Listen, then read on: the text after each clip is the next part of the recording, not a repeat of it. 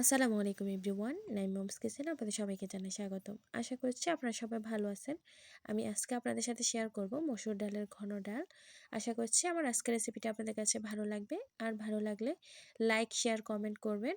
আর আমার চ্যানেলটি সাবস্ক্রাইব করে অবশ্যই পাশে থাকার অনুরোধ রইল। তাহলে চলুন রেসিপিটা শুরু করি। এর জন্য এখানে আমি 1 কাপ ডাল ভালো মতো ধুয়ে একটা স্ট্রেনারে রেখে দিয়েছি 30 মিনিটের মতো। এবার আমি চুলায় একটা প্যানে দিয়ে দিচ্ছি পরিমাণ মতো তেল।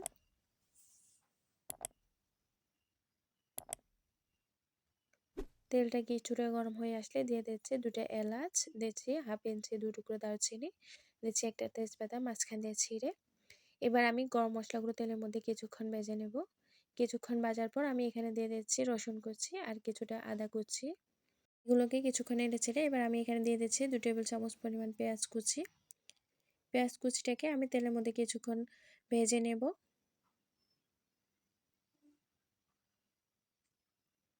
কিছুক্ষণ ভেজে নেওয়ার পর এবার আমি এখানে দিয়ে দিচ্ছি 1 টেবিল চামচ পরিমাণ আদা রসুন বাটা।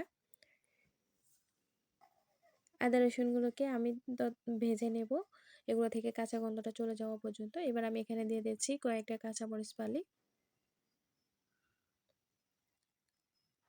এগুলোকে কিছুক্ষণ নেড়েচেড়ে কষিয়ে নিচ্ছি। এবার আমি এখানে দিয়ে দিচ্ছি একটা টমেটো কুচি। টমেটোটাকে আমি কিউব করে কেটে নিয়েছি। দিয়ে দিচ্ছি এখানে আমি 1 চা চামচ পরিমাণ লবণ। এবার সবগুলো মশলা নেড়েচেড়ে ঢেকে দিচ্ছি, টমেটোটা যেন কিছুটা নরম হয়ে যায়। কিছুক্ষণ পর টমেটোটা কিছুটা নরম হয়ে এসেছে।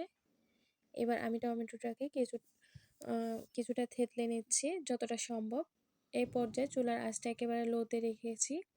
দিয়ে দিচ্ছি এখানে 1 চা চামচ হলুদ গুঁড়া, দিয়ে দিচ্ছি 1 চা চামচ পরিমাণ লাল মরিচের গুঁড়া, দিয়ে দিচ্ছি হাফ চা চামচ পরিমাণ জিরে গুঁড়া। এবার আমি সবগুলো মশলাকে একসাথে নেড়েচেড়ে কিছুক্ষণ কষিয়ে নেব।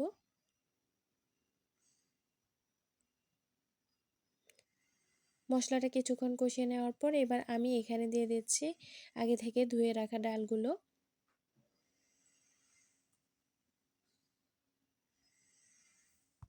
এবার আমি ডালটাকে মশলার সাথে কিছুক্ষণ কষিয়ে নেব।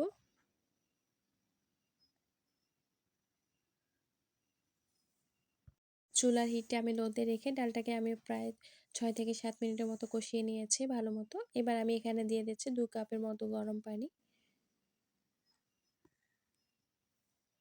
পানিটা দিয়ে আমি ডালটাকে নেড়েচেড়ে এটাকে ঢেকে রান্না করে নেব 10 থেকে 15 মিনিটের মতো। এই পর্যায়ে আমি চুলার হিটটা রেখেছি মিডিয়ামে। ফিরে আসছি প্রায় 10 মিনিট পর। 10 মিনিটের মধ্যে আমার ডালটা ভালো মতো সিদ্ধ হয়ে গেছে। এবার আমি ডাল থেকে গরম মশলাটা উঠিয়ে নিচ্ছি।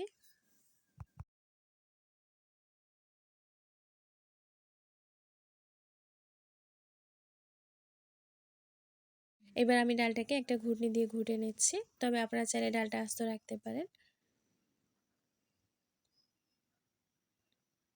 এই পর্যায়ে আপনারা চাইলে এখানে ধনিয়া পাতা কুচি দিতে পারেন, তবে আমি দিচ্ছি না।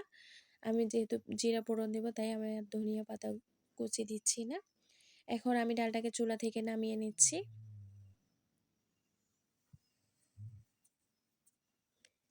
এবার আমি ডালে বাগার দেওয়ার জন্য এখানে দিয়ে দিচ্ছি 2 টেবিল চামচের মতো তেল। দিয়ে দিচ্ছি একটা কাঁচা মরিচ আর একটা শুকনো মরিচ। দিয়ে আমি মরিচগুলোকে একটু ভেজে নিচ্ছি।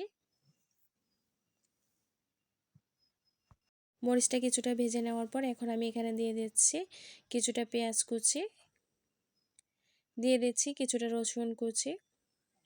এবার আমি পেঁয়াজ রসুনকে কিছুক্ষণ ভেজে নেব।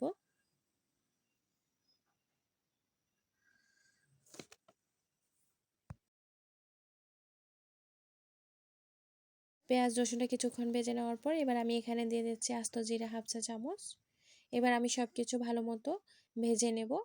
পেঁয়াজ রসুনগুলোকে একদম মুচমুচে করে ভেজে নিচ্ছি।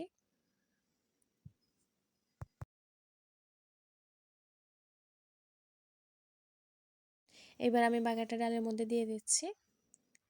এই ডালটা খেতে কিন্তু অসাধারণ হয়েছে। আশা করছি আমার আজকের রেসিপিটা আপনাদের কাছে একটু হলেও ভালো লেগেছে। আর ভালো লাগলে প্লিজ আমার চ্যানেলটি সাবস্ক্রাইব করে দিবেন আর আমার ফেসবুক পেজটি ফলো দিয়ে রাখবেন। বিদায় নিচ্ছি আজকের মতো। ভালো থাকবেন সবাই। আসসালামু আলাইকুম।